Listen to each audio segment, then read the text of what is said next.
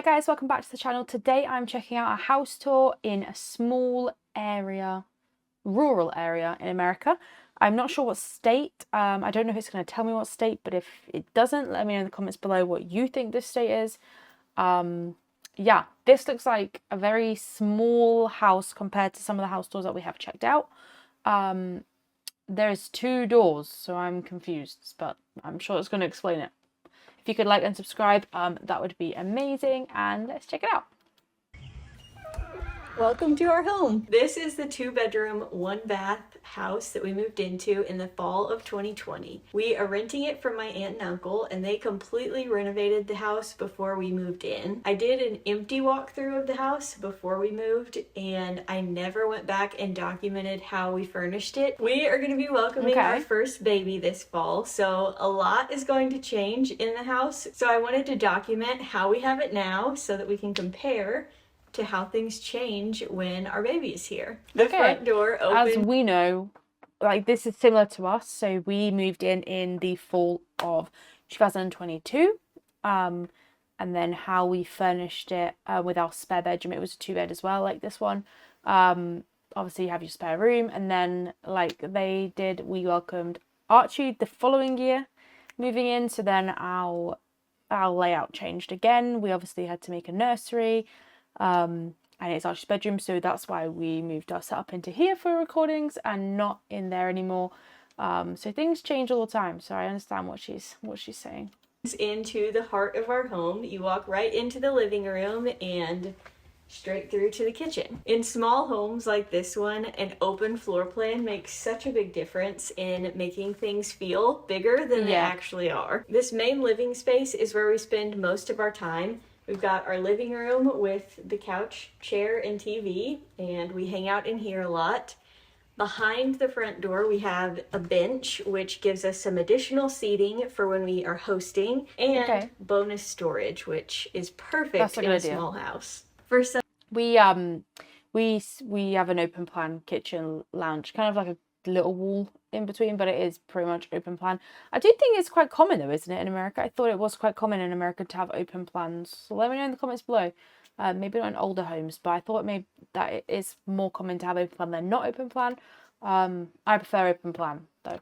Such a small home, we have a very large and well laid out kitchen. All of this cabinetry provides incredible storage, and we have used every bit of it. The island is also super functional. We eat most of our meals there and love the extra counter space for cooking, hosting, everything like that. We inherited this china cabinet and I love it. We've got our dishes, vases, and other gifts that we were given for our wedding displayed in the top.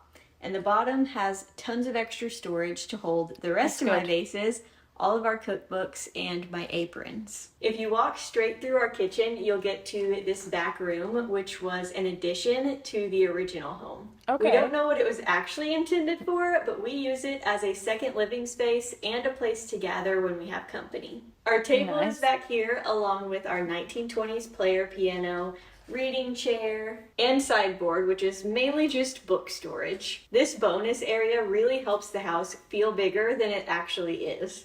That's good. So like, that would definitely be like an office or a playroom or something.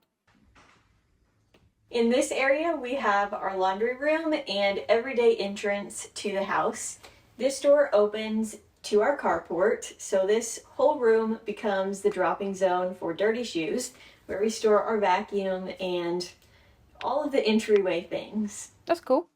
This end of the house has our more private areas. The first door on the left is our coat closet, which is the perfect spot to store our upright vacuum and all of the bulky outerwear that we don't want in our regular closet.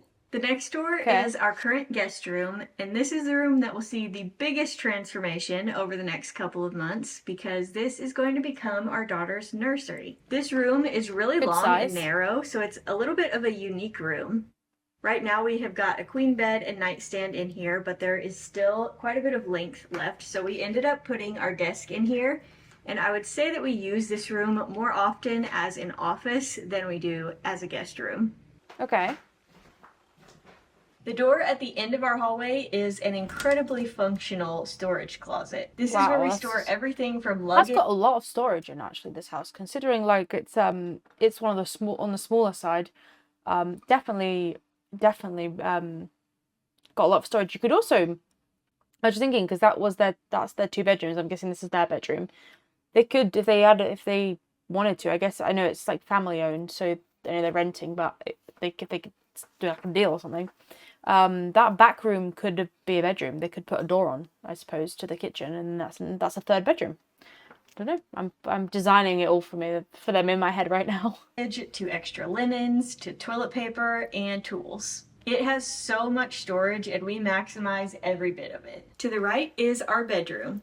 There's not a whole lot to this room. It's mainly just our bed, nightstands, and our dresser, but it is such a cozy room with the lamps and our wedding photos on display, and I just really love it. This is our It's one nice. bathroom. Ooh. We have got a shower and the vanity is pretty long. Donnie and I can both stand and use the mirror at the Again, a lot of storage in the bathroom. Like that's a lot of cabinets. It's really, really good on storage. same time without feeling too cramped. Luckily, we don't have to get ready at the same time that often, which makes the one bathroom thing a lot more manageable. We have tons of storage with the tower on the end here and plenty of room under the sink to store things. I don't know though if I could live without bath. That'd be quite important. That's quite in our house. That's quite important. Like we all like a bath in our house, so I don't know how I would live with just having a shower. I suppose if you don't really mind, then it doesn't matter, or you're not used to having a bath anyway, if you just shower anyway, but I don't know, we like baths. I really do love this little house. It's been the perfect space for us over the past 3.5 years, but we are so excited to refresh, reorganize, and figure out what's functional for us in this new season of life. Thanks for watching. Oh, I'd love to have seen the garden.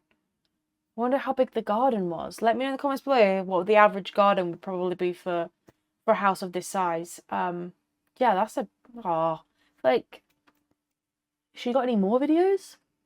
I feel like that video on the screen is her baby coming. So has she updated like another house tour? Let me know. Is anything else you want us to check out from this channel? I'd love to know what the garden looks like. I'm so nosy at house tours. I love them. Like I love seeing what people do with the spaces, like how they design rooms, but yeah, for me, that lounging kitchen was probably around the same size as what ours is, I would say. Obviously their bedrooms are a bit bigger, and they've got that extra space at the back, which is priceless, especially when you've got children coming, extra play space. So yeah, that's good, and hopefully everything went well with the birth, because I think that is their baby on the screen there. Very cute.